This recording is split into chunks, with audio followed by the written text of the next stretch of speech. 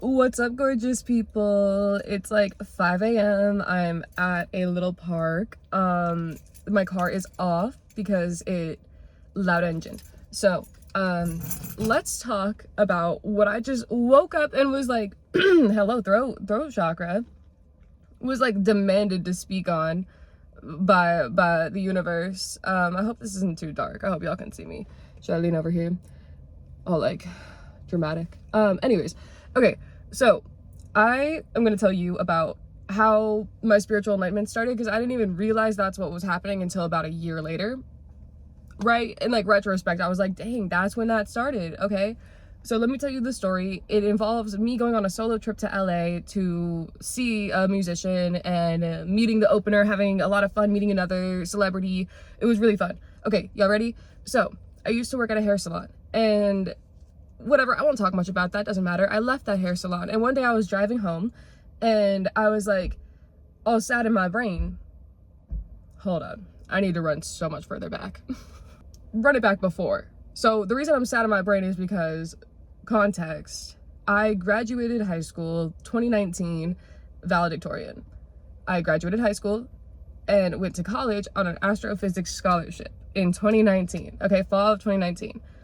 Just within that fall, I was a nerd. I was always a nerd. I never understood how politics worked, because to me it kind of seemed like a bunch of really rude, selfish people just fucking over everybody else and being like, what are you gonna do about it? We have enough to pay off the people to kill you. So, and just like me as a teenager, I like couldn't accept that that was the truth, but I was still really into physics. So like I was studying physics, and then on the side I was like also really passionate about politics, because I was like, how does this work? Because I don't believe that people could be that evil.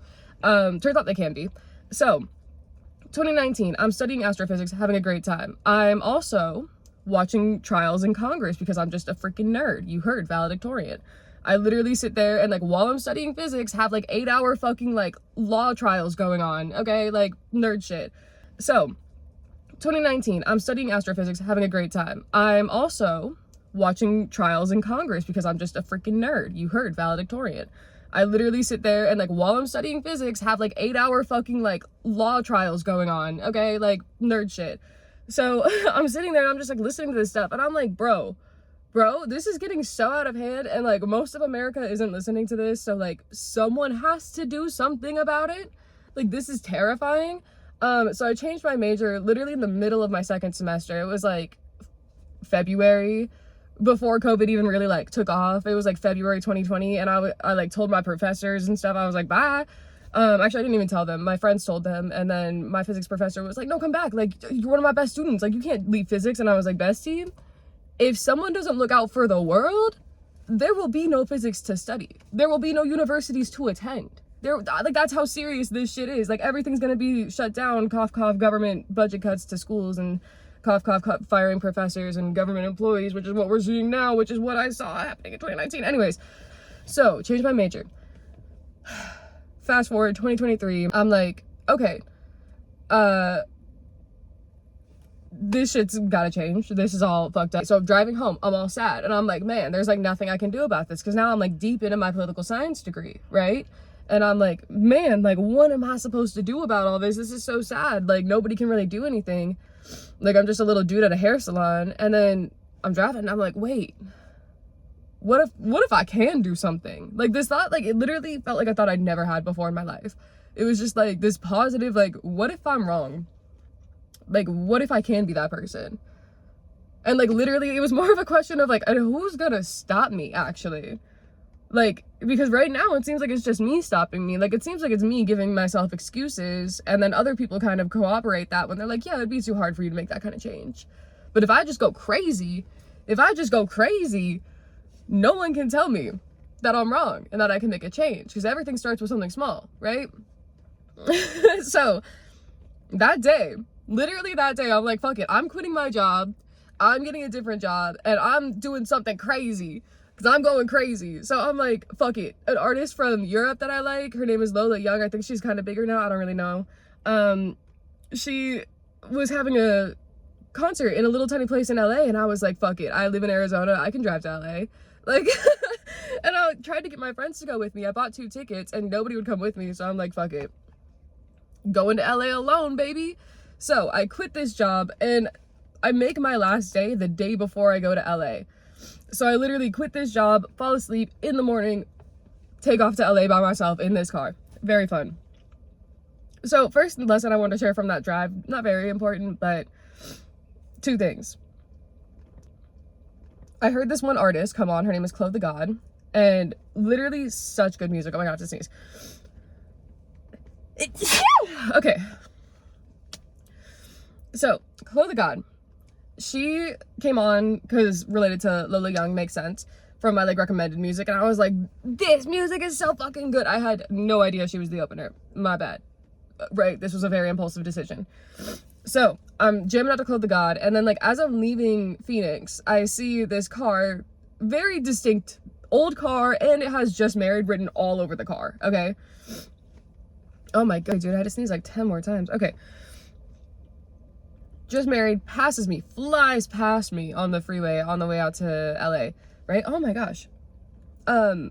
Whatever, I'll just be sneezing. And I'm like, okay, bye girl, have so much fun, Just Married, that's awesome.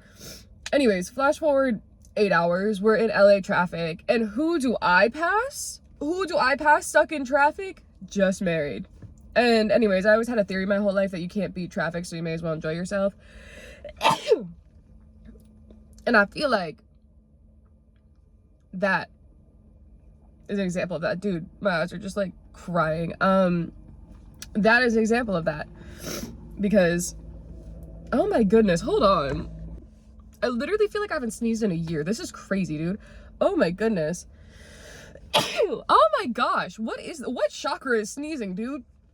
What is going on? Anyways, so point proven, you can't beat traffic. You may as well enjoy yourself. Oh my god, my eyes.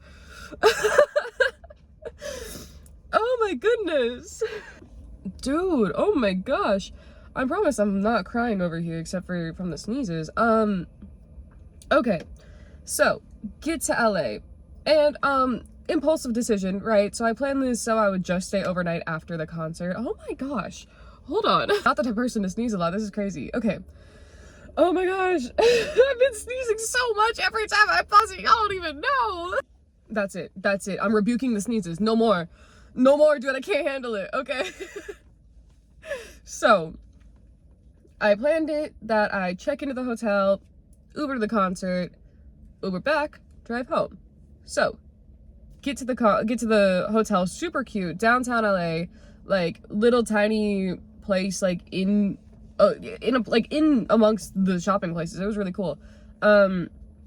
Super fancy. The hotel room was huge too, which was crazy. I feel like it used to be apartments, and then like it was too small to make the apartment into like one or some shit. I don't know. It was cool. Anyways, I Ubered to the concert. Definitely like nervous because I've never solo traveled before, and like definitely not out of oh my gosh, dude. Oh my god. Oh, hold on. Oh my gosh. Okay. Get to the concert.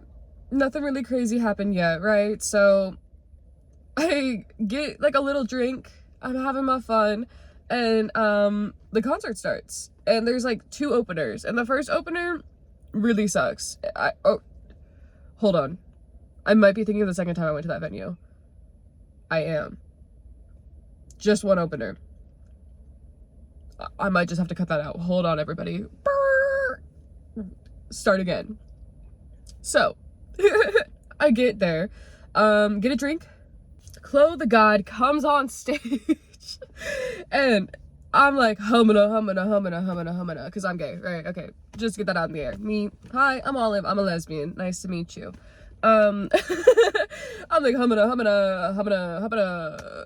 whatever you want, mama, you know? I'm in the very back, though, because I'm a nervous little shy person, and I'm just like back there with my little drink, like, yeah, and I'm like, staring at her. And I was like, okay, so I've always been really good at manifesting, but up until like the past few years while I was in college, I was really depressed. Not thinking about manifestation, thinking about survival, right? And so like, I'm sitting there like jokingly to myself, like, remember when I used to be good at manifestation? Like, I am here in LA, like, I wonder if I could make her come talk to me. Craziest thought ever, right? Dude.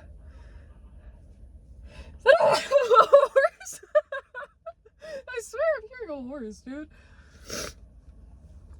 Or it's a goose. I didn't know they could sound so similar. Anyways, I'm dancing, I'm having fun. Her show's about to end, and I'm like, damn, she was so good. Like, she's better than, to me, with my music taste, she's better than Lola Young, who I drove all the way to LA to see, which is saying a lot. So I'm like, okay, I'm gonna go back and start buying her merch before everyone runs back there after they've realized who she is, because she's awesome. Because I saw the girl in front of me Shazam her, which, like, awesome. I love Shazam. Literally no hate. Right? I said I didn't know she was the opener until I was driving there or whatever, right? And I heard her in the car, and then I was like, no way, when I checked the ticket. So went back there. I'm buying merch from the girl. I'm having a good old time. And someone walks up behind me and is like, I love your outfit. Like, you look so good. And I was like, oh, thank you so much, blah, blah, blah. I turn around. It's Chloe the God. Huh? That was my reaction. I was like, hi. I was like, oh my God. And then she like walked behind like the booth, because I was like obviously starstruck, and she was like, oh nah. And this is why you gotta be careful what you manifest. Be careful what you wish for, because I was not ready for that. And I was like, wow, man, I drove all the way from Phoenix to come see you and Lola. Like, this is crazy. I'm talking to you right now. And she was like, haha, thanks. Like, do you want to get a picture? And I was like, yes, I do. Anyway, she was coming off very flirty, and then until I was like too starstruck, and then she was like, oh God, which is so okay, because I met my partner like immediately after coming back from that trip, so whatever. But anyways, if you're gonna manifest somebody being flirty with you, get your riz ready. All right? Okay. So that experience has me shook to my freaking core, and I'm like, okay, I need to go bury myself in the crowd now, because now Chloe's just back here dancing where I was in the back dancing. And I'm like, this is too much, because I already made a fool of myself. So I go and make friends somewhere in the crowd. Yada yada. We get towards like, not even like, it's not the end of the concert yet, but I have just been to concerts all the time since I was like 13, 14. So I'm like, I know this is about to end soon. So I'm gonna get out of here, because I'm here alone. Downtown LA. I don't want to be the last person getting into my Uber, you know? And so I call an Uber. And I'm like sitting, I like don't leave the venue until the Uber is like literally there, because I want to get like every inch of the show. And then if I believe she was like on the last song when I left, so it was like perfect timing. A sacrifice I'm willing to make. So I get in the car, and like my person's driving, and I'm like, how was your night? Or she was like, how was your night? And I was like, good, at a concert. How was your night? And she was like, oh, I don't know if I should talk about it, it's kind of political. And I was like, all I'm saying is I am a political science major. If you're gonna have anyone like respect your opinion, almost regardless of what it is, like I'll be respectful to you in this car because you're driving me right now. But if you want to talk about it, I'm here to learn. You know, like I'm not gonna judge you. I'm probably on your side, honestly. And she was like, yeah, I was at a Palestine event, and I was like, I am on your side, girlfriend.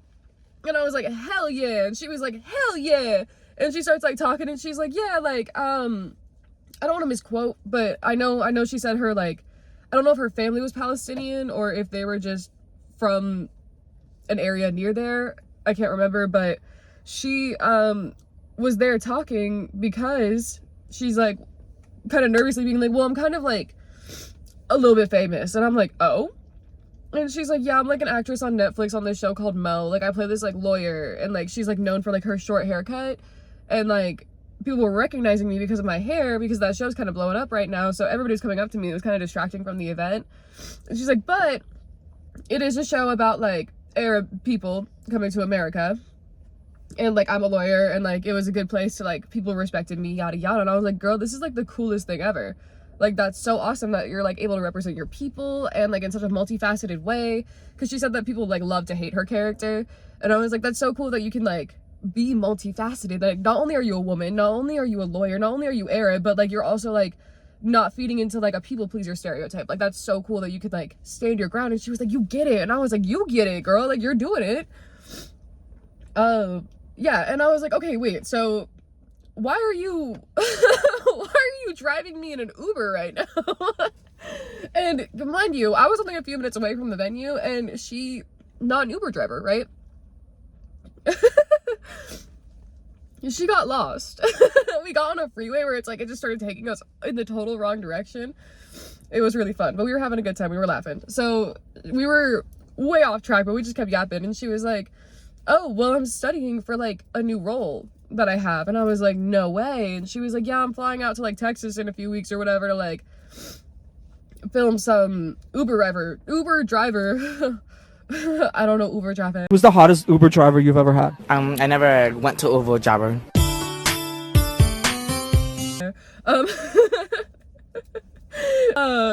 Going out to Texas to film this role, and she's trying to like be authentic and like study for the role, so she's an Uber driver. And then she like took off her mask that she was wearing, because again, this is like the very beginning of 2024, I think. So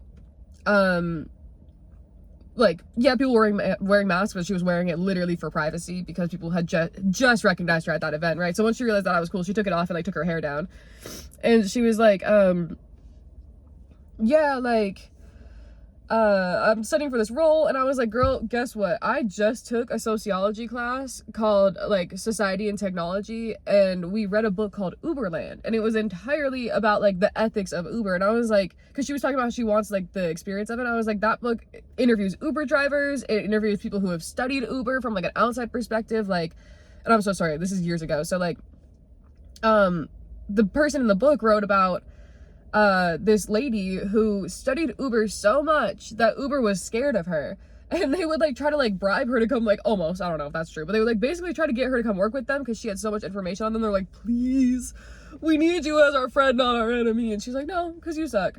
So I told I'm so blanking on her name, but the actress about this, the Uber driver, and oh my gosh, I'm gonna sneeze again, hold on. But yeah, and so I tell her about this, and she's like, what a like great time, like, thank you, like, that's such a good resource, like, I'm gonna write that down, I'm gonna look it up, like, how cool of you to recommend that, like, thank you. And I was like, thank you. And then like we got to my hotel finally after all of that chaos. It was really silly and fun, and she was like, thank you so much, like, I'm looking forward to like seeing you again sometime. And I was like, ah. And then because okay, I also told her that I was studying political science, I wanted to like go to law school and stuff. And then like at the end she's like, I'm your biggest fan. To me, she said that to me, and I was like, what? And she's like, you're doing what my character, like what I pretend to do. And I was like, hey, I'm your biggest fan, like you're out here like representing like what I can like only hope to achieve in this life, like come on, girl. Like, and that's when she was like, I'll see you again. And I was like, I'll see you again. Yeah, that was fun. And so like I go upstairs, that's pretty much the end of that story. Like I just kind of just drove home after that, nothing crazy happened. But basically I'm sharing this story to let you know that you should just believe in yourself, and you should just pop off the wall and go crazy. Because you want to know what happened after I left that hair salon, and everybody was like, you're crazy, like why would you go work at a coffee shop when you had like a nice fancy hair salon job, whatever. I got hired at a law office like 2 weeks into working at that coffee shop. You want to know why? Because the lawyer was a regular at the coffee shop. Anyways, so my point here is follow what feels right, and if it doesn't make sense, good.